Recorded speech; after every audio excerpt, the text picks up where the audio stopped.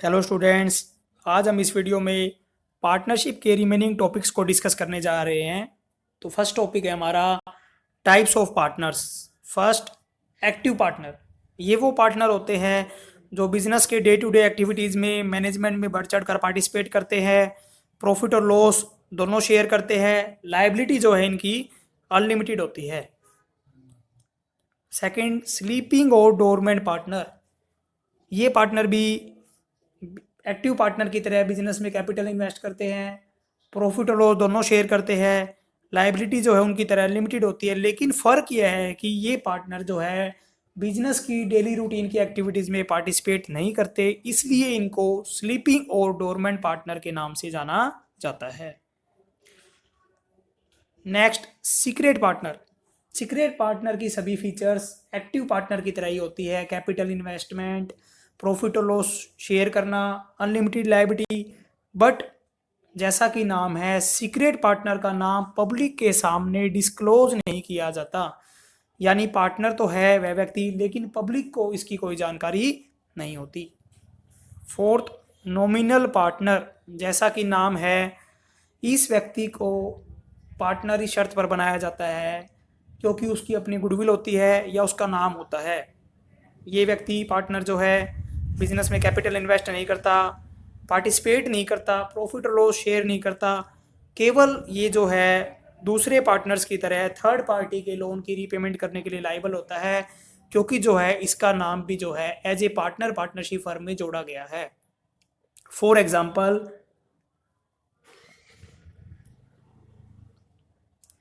किसी व्यक्ति के बेटे ने अपने कुछ फ्रेंड्स के साथ पार्टनरशिप बिजनेस स्टार्ट किया, क्योंकि उन फ्रेंड्स की और उसकी अपनी गुडविल नहीं है, तो उनमें से किसी के ने अपने फादर का नाम जो है अपने पार्टनरशिप बिजनेस में एज ए पार्टनर शामिल कर लिया, क्योंकि उस व्यक्ति की समाज में काफ़ी गुडविल है। तो उस गुडविल का बेनिफिट जो है, फादर की गुडविल का बेनिफिट जो है बेटे के बिजनेस को मिलेगा।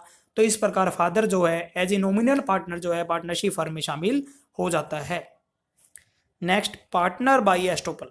ये वो पार्टनर होते हैं जो वास्तव में पार्टनरशिप फर्म में पार्टनर नहीं हैं, केवल अपने वर्ड से, अपने इंप्रेशन से, अपने बिहेवियर से ऐसा शो ऑफ करते हैं कि सामने वाले को यानी थर्ड पार्टी को लगता है कि वो व्यक्ति पार्टनरशिप फर्म में पार्टनर है, जबकि वो पार्टनर नहीं होता।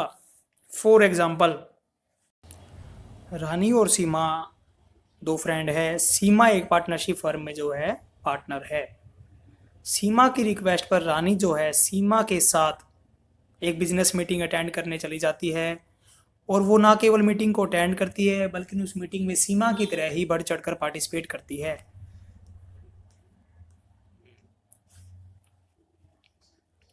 मोहन सॉल्यूशंस, जो कि दूसरी पार्टनरशिप फर्म जिसके साथ मीटिंग है, उनको ये लगता है कि रानी और सीमा दोनों ही पार्टनर है, और वो उन दोनों की बातों को ध्यान में रखते हुए जो है सीमा की पार्टनरशिप फर्म को लोन दे देती है। तो सीमा की तरह रानी भी उस लोन की रीपेमेंट के लिए उतनी ही लाइबल है जितनी कि सीमा और दूसरे पार्टनर्स है।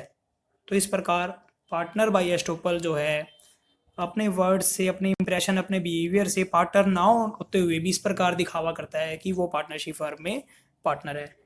आइए साझेदारों के प्रकारों को एक बार जो है ब्रीफ में चार्ट की हेल्प से डिस्कस कर लेते हैं, जिससे इनमें डिफ्रेंशिएट करना आपको इजी रहेगा।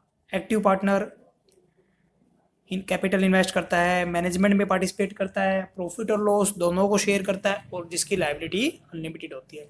स्लीपिंग पार्टनर जो है सभी फीचर्स एक्टिव पार्टनर वाली ही है, लेकिन एक चेंज है, does not participate in management.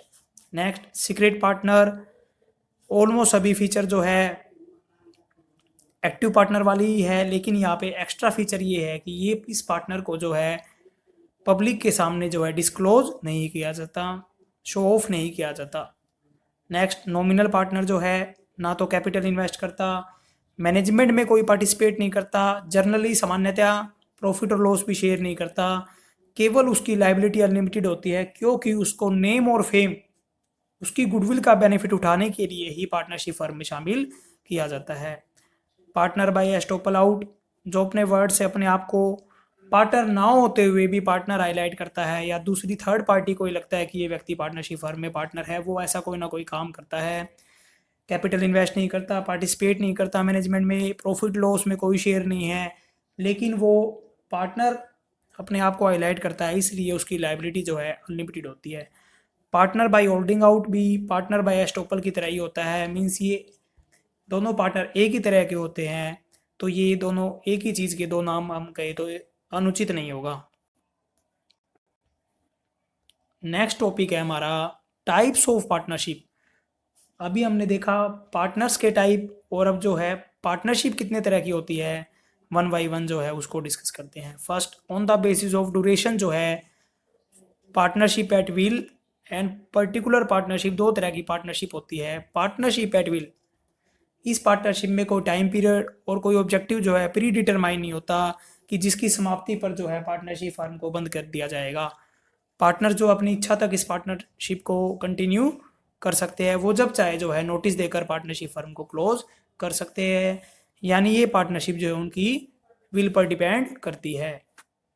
Particular partnership में ऐसा नहीं है, पार्टनर्स के द्वारा स्टार्टिंग से ही टाइम पीरियड या पर्टिकुलर ऑब्जेक्टिव जो है सेट किया जाता है, जैसे ही वो टाइम पीरियड पूरा हो जाता है या वो पर्टिकुलर ऑब्जेक्टिव अचीव हो जाता है, पार्टनरशिप जो है वाइंड अप हो जाती है।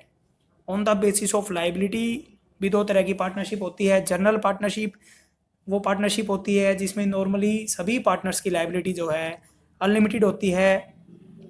एक पार्टनर जो है दूसरे पार्टनर को अपने एक्ट से बाइंड कर सकता है, क्योंकि प्रिंसिपल एजेंट रिलेशनशिप के कारण जो है सभी पार्टनर जो है एक दूसरे को प्रभावित करते हैं। और पार्टनरशिप फर्म में पार्टनर्स का एग्जिस्टेंस पार्टनरशिप फर्म से सेपरेट नहीं होता। सेकंड, लिमिटेड पार्टनरशिप, ये वो पार्टनरशिप होती है जिसमें कुछ पार्टनर ऐसे हो सकते हैं जिनकी लायबिलिटी लिमिटेड होती है। अकॉर्डिंग टू एक्ट, एक पार्टनर मिनिमम पार्टनरशिप फर्म में ऐसा होना चाहिए जिसकी लायबिलिटी अनलिमिटेड हो, बाकी सभी की लायबिलिटी जो है लिमिटेड हो सकती है। नेक्स्ट टॉपिक है हमारा पार्टनरशिप डीड। जैसा कि हमने फीचर्स में भी पढ़ा था, return agreement between partners is called partnership deed. Means साझेदारों के बीच में अगर कोई लिखित में समझौता होता है, एग्रीमेंट होता है, तो हम पार्टनरशिप डीड का नाम देंगे। पार्टनरशिप एक्ट 1932 के अकॉर्डिंग जो है रिटर्न एग्रीमेंट मैंडेटरी नहीं है, यानी पार्टनर्स चाहे तो जो है ओरल एग्रीमेंट से भी पार्टनरशिप बिजनेस को स्टार्ट कर सकते हैं, लेकिन पार्टनरशिप डीड मेंटेन करने से फ्यूचर में किसी प्रकार की मिसअंडरस्टैंडिंग, किसी प्रकार का डिस्प्यूट, कन्फ्लिक्ट आदि से बचा जा सकता है। तो इसलिए पार्टनरशिप डीड बनाना जो है बेनिफिशियल रहता है। अगर साझेदार पार्टनरशिप डीड बनाते हैं तो सामान्यतः कुछ बातें जो है पार्टनरशिप डीड में शामिल की जाती है। उनमें से मुख्य इस प्रकार है: name of firm, name of partner, location of partnership business, duration of business, salary, interest on capital, interest on drawing, interest on loan, method of solving dispute. इस प्रकार ये सभी कंटेंट जो है पार्टनरशिप डीड में नॉर्मली जो है partners के द्वारा शामिल किए जाते हैं। नेक्स्ट टॉपिक है हमारा रजिस्ट्रेशन। जैसा कि हमने पिछली वीडियो में डिस्कस किया, पार्टनरशिप एक्ट के अकॉर्डिंग पार्टनरशिप का रजिस्ट्रेशन जो है मैंडेटरी नहीं है, पार्टनर्स के ऊपर डिपेंड करता है कि वो रजिस्ट्रेशन करवाए या ना करवाए। पार्टनरशिप फर्म का रजिस्ट्रेशन ऑप्शनल है, पार्टनर जब चाहे रजिस्ट्रेशन करवा सकते हैं, यानी पार्टनर्स कुछ साल अगर विदाउट रजिस्ट्रेशन जो है बिजनेस करके देखना चाहते हैं तो वो ऐसा कर सकते हैं। बाद में उनको लगे कि बिजनेस इस्टेब्लिश हो चुका है, सेट हो चुका है, तो वो रजिस्ट्रेशन बाद में भी करवा सकते हैं। रजिस्ट्रेशन ऑप्शनल होने के कारण कई पार्टनरशिप फर्म रजिस्ट्रेशन नहीं करवाती, लेकिन एक रजिस्टर्ड फर्म को जो बेनिफिट मिलते हैं वो बेनिफिट एक अनरजिस्टर्ड फर्म को नहीं मिलते। जैसे कि अनरजिस्टर्ड फर्म अपने पार्टनर्स और थर्ड पार्टी के ऊपर केस फाइल नहीं कर सकती। सिमिलरली अनरजिस्टर्ड फर्म के पार्टनर दूसरे पार्टनर्स के और अपनी फर्म के ऊपर भी सूट फाइल नहीं कर सकते। यदि कोई पार्टनरशिप फर्म अपनी फर्म को रजिस्टर्ड करवाना चाहती है तो पार्टनरशिप एक्ट 1932 के रूल के अकॉर्डिंग जिस स्टेट में फर्म का हेड ऑफिस है उस स्टेट के रजिस्ट्रार के पास फर्म को रजिस्ट्रेशन फॉर्मेलिटीज़ पूरी करनी होती है, जिसमें एक एप्लीकेशन फॉर्म होता है जिसमें name and address of partner, partnership firm, location, duration of partnership, motive of partnership आदि चीज़ें फिल करनी होती है। उसे फीस के साथ रजिस्ट्रार ऑफिस में सबमिट करना पड़ता है। उसके बाद रजिस्ट्रार सभी एंट्री चेक करके सेटिस्फाई हो जाता है तो फर्म को रजिस्ट्रेशन नंबर जो है प्रोवाइड कर देता है। Students, now it's turns to its last topic of this chapter, last but not the least, role of a minor partner in a partnership firm. According to Partnership Act 1932, a minor person cannot become a partner normally, but according to particular section of this act, a minor can be admitted in partnership firm with the consent of all partners. It means सभी साझेदारों की सहमति से एक minor partner को partnership firm में शामिल किया जा सकता है, लेकिन पार्टनरशिप फर्म में उसकी राइट्स और रिस्पॉन्सिबिलिटीज इस प्रकार रहेगी। First, his liability will be limited up to his capital. उसका दायित्व सीमित रहेगा उसके द्वारा लगाई गई पूंजी तक, यानी दूसरे साझेदारों की तरह उसकी लाइबिलिटी अनलिमिटेड नहीं रहेगी। Second, he will not be eligible to take an active part in the management of the firm. Firm की मैनेजमेंट एक्टिविटी में वो दूसरे साझेदारों की तरह एक्टिवली पार्टिसिपेट नहीं कर सकेगा। Next, A minor can share only in profit not in loss. Profit में उसका हिस्सा रहेगा लेकिन वो लॉस बियर नहीं करेगा। Next, if he can wish inspect the accounts book but not secrecy books. उसे नॉर्मली अकाउंट्स बुक देखने का अधिकार मिलेगा लेकिन कॉन्फिडेंशियल बुक को देखने का राइट उसके पास नहीं होगा। कुछ समय के बाद यदि माइनर पार्टनर मेजर बन जाता है तो उसके बाद उसे डिसाइड करना होगा कि वो फर्म को कंटिन्यू करेगा या लेफ्ट आउट करेगा। उसे इसकी इन्फॉर्मेशन एक पब्लिक नोटिस के माध्यम से देनी पड़ेगी। यदि वह कंटिन्यू करता है या पब्लिक नोटिस समय पर नहीं दे पाता है तो उसे एक फुल फ्लैज पार्टनर मान लिया जाएगा और उसके राइट्स और रिस्पॉन्सिबिलिटी जो है एक नॉर्मल पार्टनर की तरह चेंज हो जाएंगे।